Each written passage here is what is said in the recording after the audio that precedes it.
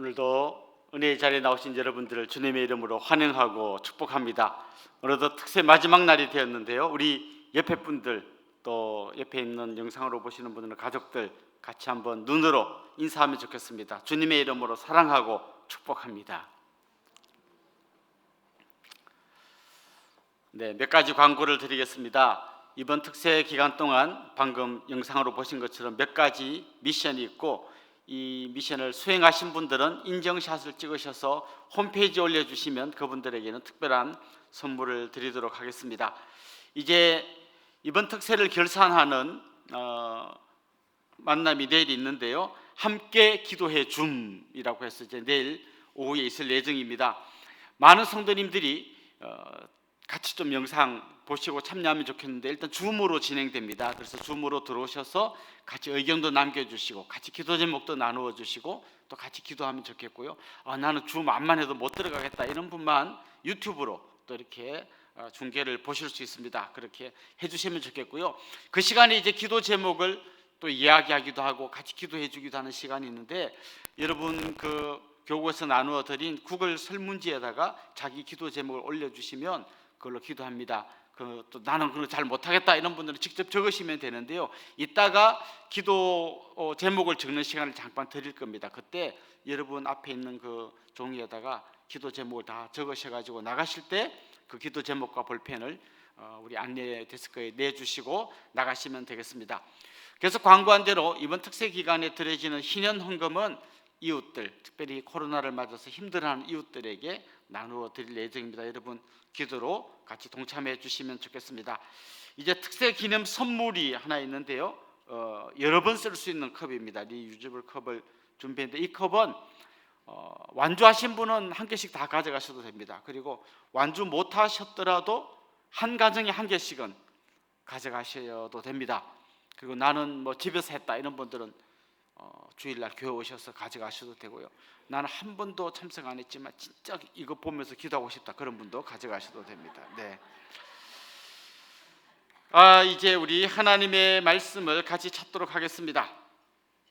요나서 4장 1절부터 11절까지 말씀입니다. 구약 성경 1289페이지 요나서 4장 1절부터 11절까지 말씀을 봉독하겠습니다.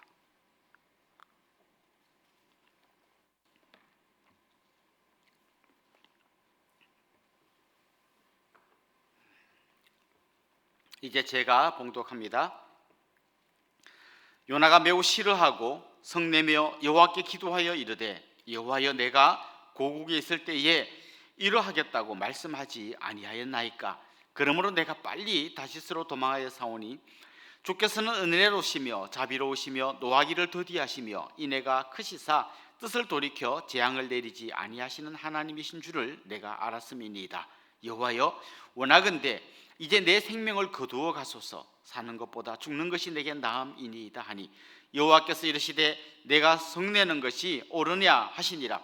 요나가 성읍에 나가서 그 성읍 동쪽에 앉아 거기서 자기를 위하여 초막을 짓고 그 성읍에 무슨 일이 일어나는가를 보려고 그 그늘 아래에 앉았더라. 하나님 여호와께서 박넝쿨을 예비하사 요나를 가리게 하셨으니 이는 그의 머리를 위하여 그늘이 지게 하며 그의 괴로움을 면하게 하려 하심이었더라. 요나가 박넝쿨로 말미암아 크게 기뻐하였더니 하나님이 벌레를 예비하사 이튿날 새벽에 그 박넝쿨을 갉아먹게 하심에 시드니라. 해가 뜰 때에 하나님이 뜨거운 동풍을 예비하셨고 해는 요나의 머리에 쪼임에 요나가 혼미하여 스스로 죽기를 구하여 이르되, 사는 것보다 죽는 것이 내게 나으니이다 하니라. 하나님이 요나에게 이르시되 내가 이 박넝쿨로 말미암아 성내는 것이 어찌 옳으냐 하시니, 그가 대답하되 내가 성내어 죽기까지 할지라도 옳으니이다 하니라. 여호와께서 이르시되 내가 수고도 아니하였고 재배도 아니하였고 하룻밤에 났다가 하룻밤에 말라버린 이 박넝쿨을 아꼈거든. 하물며 이 큰 성읍 니느웨에는 좌우를 분별하지 못하는 자가 12만여 명이요 가축도 많이 있나니 내가 어찌 아끼지 아니하겠느냐 하시니라. 아멘. 10손가락 깨물어서 안 아픈 손가락 없다. 옛날에 우리 부모님들이 참 많이 하시던 말씀입니다. 옛날에 뭐 자녀가 여러 명 있다 보면 그 중에는 부모님 말씀 잘 듣고 공부도 열심히 하고 뭔가 잘하는 자녀가 있는가 하면 그 중에는 꼭 속썩이고 힘들게 하는 자녀도 있습니다. 주위 사람들이 볼 때는 그 말 잘 듣는 자녀는 굉장히 괜찮은 자녀고, 또 이렇게 속썩이는 자녀는 막 다 혀를 차며 걱정하는 자녀이지만 부모님 마음에는 그 한 사람 한 사람 모두가 다 소중하고 귀한 자녀들인 것입니다. 나중에 보면요, 어떤 자녀들은 이제 열심히 공부해서 뭐 돈도 잘 벌고 부모님 용돈도 막 드리고 이런가 하면, 어떤 자녀는 멀쩡한 부모님 집 담보로 잡혀서 갖고 가가지고 다 날려버리고 그러기도 합니다. 그래서 뭐 이렇게 열심히 용돈 보내주는 자녀들이 맛있는 것도 사 드시고 옷도 사 입으세요 그리고 보내주는데, 나중에 보면 그거 다 날려버린 그 자녀들에게 부모님 용돈 모아가지고 몰래 보내주고 있습니다. 근데 정작 부모님 생일날 가보니까 다른 자녀들 다 모였는데 그 부모님 집 날려먹은 그 아들은 오지도 않습니다. 그래서 막 형제들이 막 화가 나서 이야기합니다. 그리고 몰래 용돈 준 것도 알게 돼가지고, 아버지 우리 용돈 자꾸 그 작은 형님 드리면 우리 이제 앞으로 용돈 안 드립니다. 절대 주지 마세요. 아버지가 쓰세요. 막 이런 얘기 합니다. 그리고 막 그 이제 형을 막 욕을 하죠. 그때 아버지가 한숨을 푹 쉬면서 속으로 이렇게 이야기합니다. 니들이 애비 마음을 알아? 뭐 이렇게 이야기하시겠죠. 저는 오늘 이 요나서를 읽으면서 꼭 지금 방금 말씀드린 그런 상황이 생각이 납니다. 사실 요나서는 4장으로 구성되어 있는데요, 보통 우리 생각으로는 3장까지 하고 딱 끝나면 아주 깔끔합니다. 우리 영화 볼 때 이렇게 마지막에 해피엔딩으로 끝나야 뭔가 좀 영화 보고 나서 기분이 좋은데, 나중에 뭐 어쨌다고 뭐 이상하게 이렇게 끝나면 뭔가 많이 생각하게 하라고, 뭐 주로 유럽 영화가 그런 영화들이 많던데요, 그렇게 딱 끝나면 영화 다 보고 뭐 찝찝합니다. 이게 뭐 결말이 뭐 이래? 이러고 이제 끝납니다. 요나서가 꼭 그래요.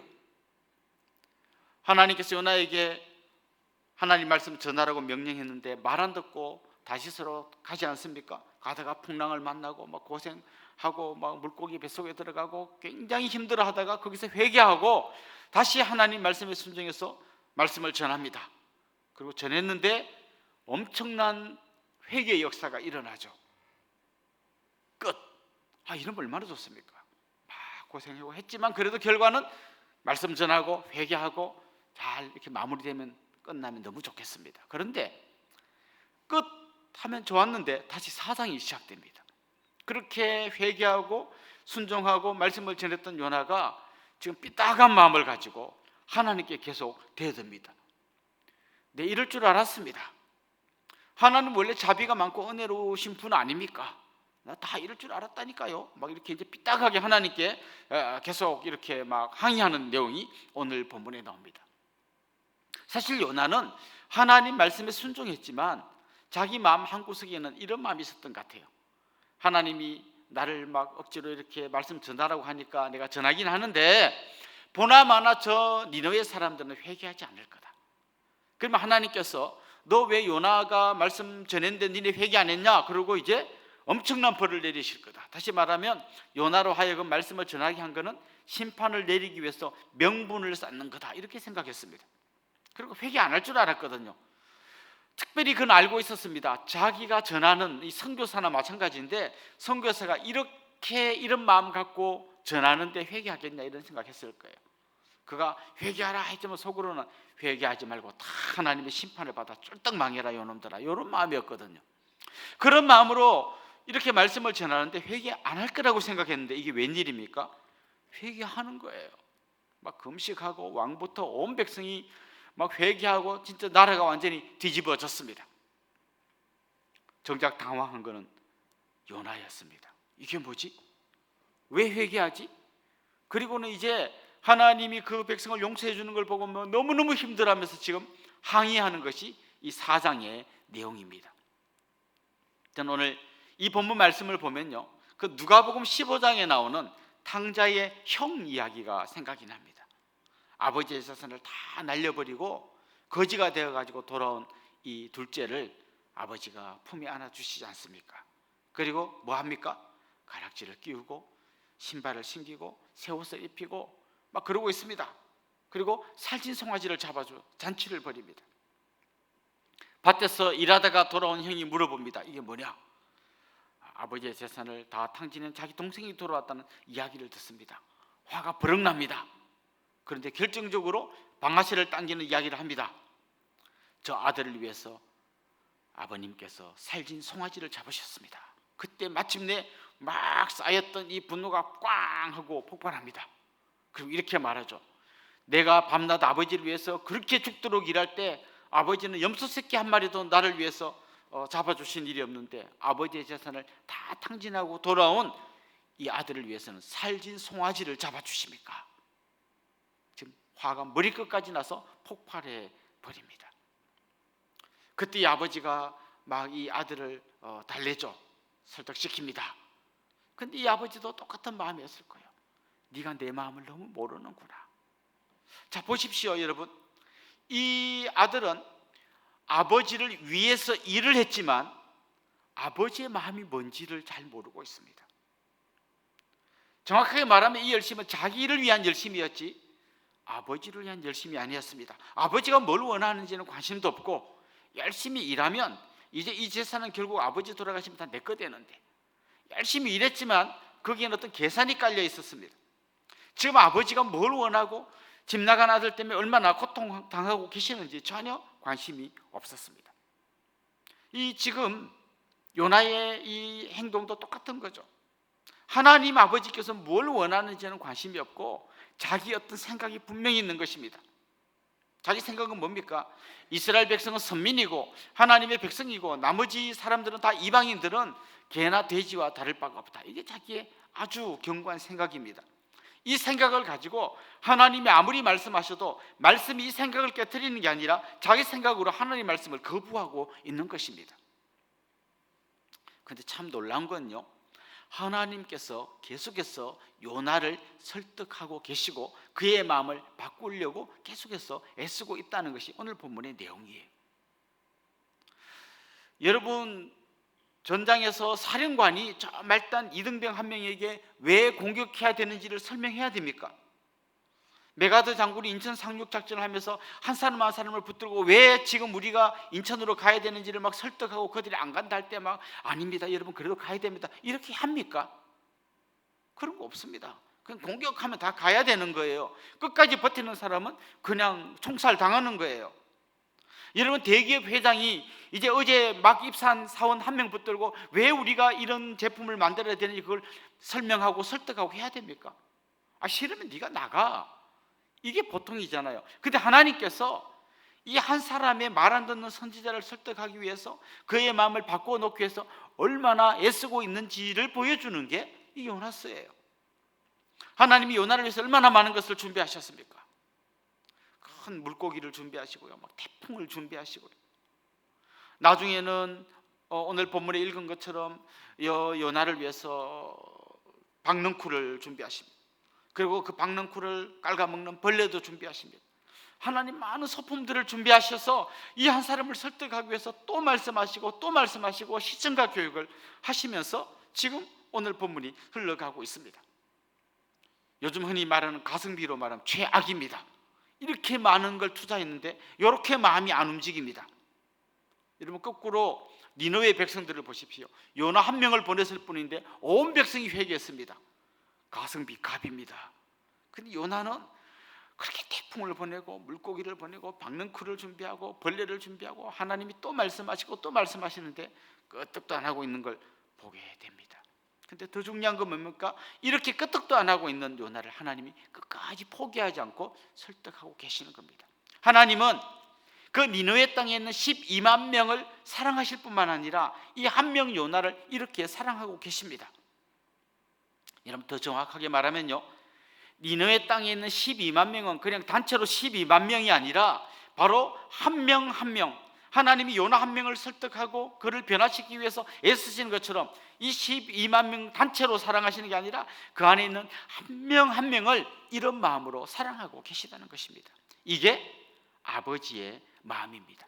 이게 하나님의 일하는 방식입니다. 왜 예수님께서 그 풍랑이 있는 바다를 제자들과 함께 죽을 고생하면서 건너가셨습니까? 그 건너편 그라사 지방에 있는 귀신 들린 한 사람을 고치기 위해서 그렇게 찾아가신 겁니다. 이게 아버지의 마음입니다. 여러분, 차라리 요나 한 명이 결국은 그냥 없애버리고 요나 한 명 치워버리고 하나님이 딴 사람 세우는 게 훨씬 효율적이지 않겠습니까? 그런데 하나님은 끝까지 포기하지 않으십니다. 요나는 계속 빈정거리고 있는데 그 빈정거리는 요나를 위해서 하나님은 계속해서 일하고 계십니다. 오늘 본문에도 보면요, 그런 이야기가 나옵니다. 지금 요나는 이러고 있습니다. 자기가 말씀을 전했고 온 백성이 회개했습니다. 하나님이 용서를 선포하십니다. 그때 그가 그 뒷동산에 올라가서 니느웨 성을 바라보고 있습니다. 이런 기대가 있는 거죠. 잠깐 그들이 회개했지만 다시 마음이 바뀌어서 다시 하나님을 거역하지 않을까, 제발 그래야 돼, 그리고 그러다가 망해야 돼, 그런 생각으로 일말의 희망을 갖고 보고 있습니다. 초막을 짓고 보고 있는데요, 그때 박능굴 하나가 싹 올라옵니다. 올라오더니 요나의 머리 위에 딱 큰 잎을 만들어서 그늘을 만들어 줍니다. 여러분 잘 아시겠지만 이 건조한 나라에서는요, 그늘에만 들어가면 시원해집니다. 습한 나라는 뭐 그늘이나 밖이나 큰 차이가 없습니다만은 이 건조한 나라는요, 그늘에만 들어가면 시원해져요. 그러니 자기 머리 위에 박능쿨이 하나 딱 있으니까 그 뜨거운 햇볕을 막아주고 얼마나 시원한지 모릅니다. 오늘 본문에 보면 요나가 크게 기뻐하였다라는 말이 나옵니다. 요나서 전체를 보세요. 계속 불평하고 원망하고 혼나고 막 이런 이야기만 나오는데 크게 기뻐했다 딱 한 번 나옵니다. 언제요?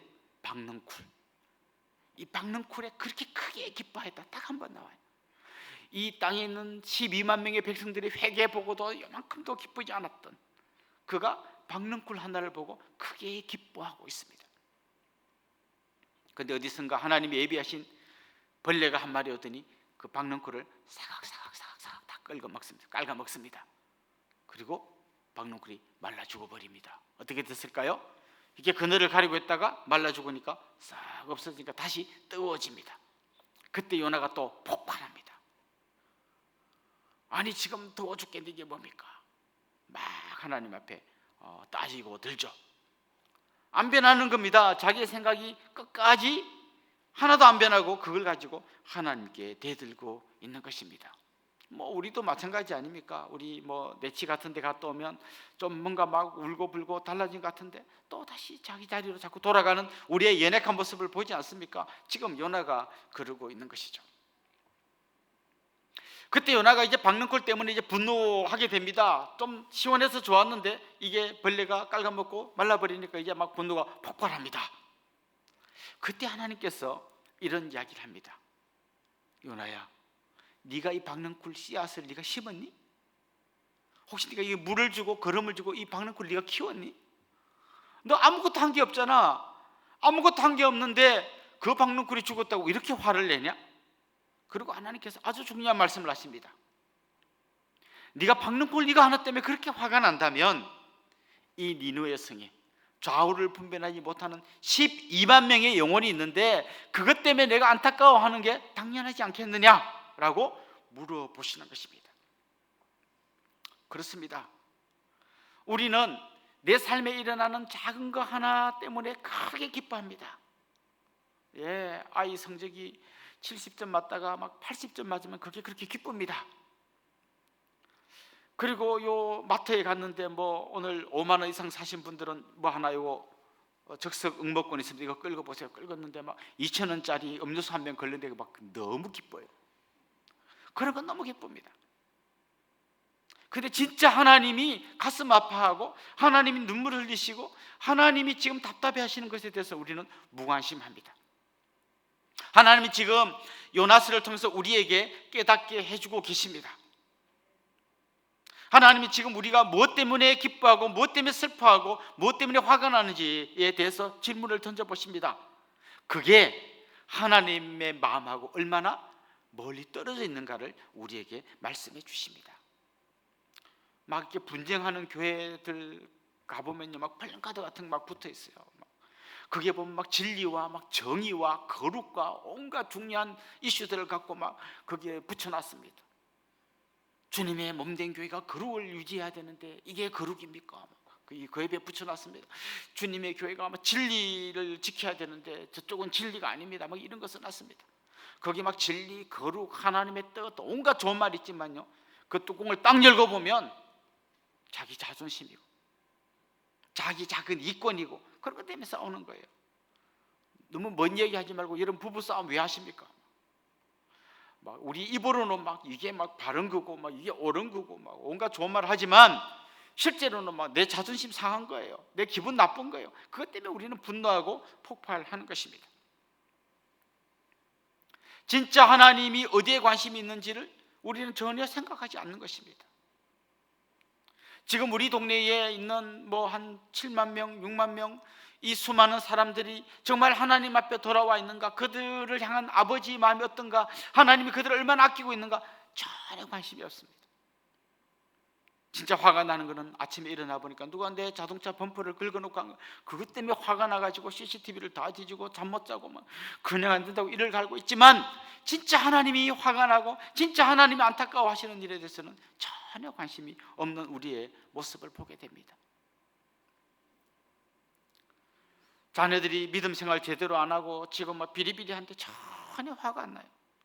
근데 아버지가 들어오는데 인사하러 안 나와요. 화가 머리끝까지 납니다. 이게 우리의 모습이에요. 시부모님이 예수님 안 믿고 저러다가 돌아가시면 지옥 갈 건데 전혀 안타깝지 않아요. 그런데 이번에 집한 거 큰 형만 다 주고 동생 안 주고 그것 때문에 머리가 깨지려고 폭발합니다. 이게 우리의 모습이에요. 우리는 정의를 말하고 거룩을 말하고 하나님의 뜻을 말하지만 정작 하나님의 마음에는 관심이 전혀 없습니다. 오늘 보면 우리에게 물어보고 있습니다. 내가 아끼는 게 당연하지 않겠느냐? 내가 어찌 아끼지 않겠느냐? 말씀하시는 하나님의 이 질문이 여러분 가슴에 비수처럼 꽂혀야 합니다. 그리고 거기에 대해서 우리가 응답해야 합니다. 그리고 이렇게 고백해야 합니다. 하나님, 하나님이 우는 곳에서 저도 울고 싶습니다.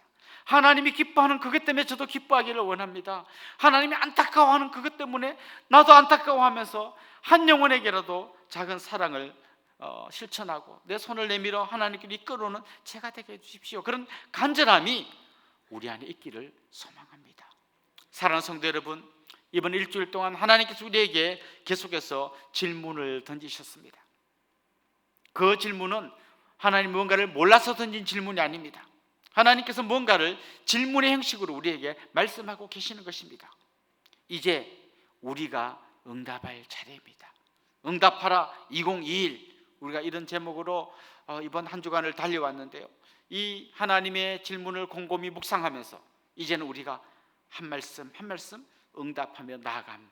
그래서 하나님의 기쁨이 우리 안에 충만하고 또 우리의 이 모습 때문에 하나님이 같이 기뻐하는 그런 감격적인 은혜의 역사가 우리 은혜의 동산교에서 계속될 수 있기를 주님의 이름으로 축원합니다.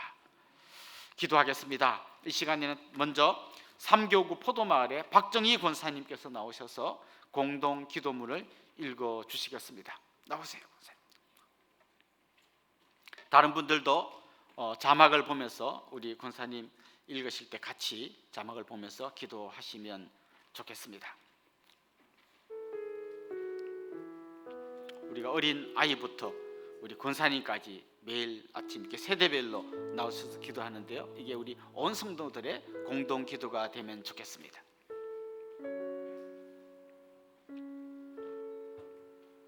네.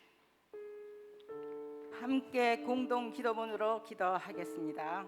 말씀을 기억하며 기도합니다. 자기 중심성에 물든 나의 마음을 돌아보게 하시고 하나님의 마음을 담게 하옵소서. 하나님 아버지의 마음을 닮아 하나님 아버지의 눈물이 있는 곳에 나도 같이 울 수 있게 하옵소서. 함께 드리는 모든 찬양과 기도를 기뻐 받아주시고 선포되는 말씀을 통해서 하나님의 위로와 세임을 얻게 하옵소서. 가정과 교회를 위해 기도합니다. 하반기 특별 수백 기도회를 통해 우리 가정이 말씀 안에서 하나 되고 주님의 사랑으로 연합되는 믿음의 가정이 되게 하소서. 그리스도 안에서 부모를 공경하며 자녀를 존중하고 서로를 이해하고 보듬어주는 사랑이 넘치는 가정이 되게 하소서. 가정 모두가 삶의 자리에서 성령님과 동행하는 삶을 살게 하시고 이웃을 사랑하고 섬기는 전도의 가정이 되게 하소서. 나라와 민족을 위해 기도합니다. 코로나19로 어려움을 겪는 모든 국민들을 지켜주시고 온 교회와 성도들이 기도하며 하나님의 은혜를 구하게 하소서. 코로나19의 종식을 위해 노력하는 모든 이들에게 지혜와 셈을 허락하시고 모든 방역과 치료가 잘 이루어지게 하소서. 모든 교회의 예배와 사역들이 정상화되게 하시고 국가적 위기 속에서 거룩한 교회의 사명을 잘 감당하게 하소서. 예수의 이름으로 기도합니다. 아멘. 아멘. 이제 우리 한 마음으로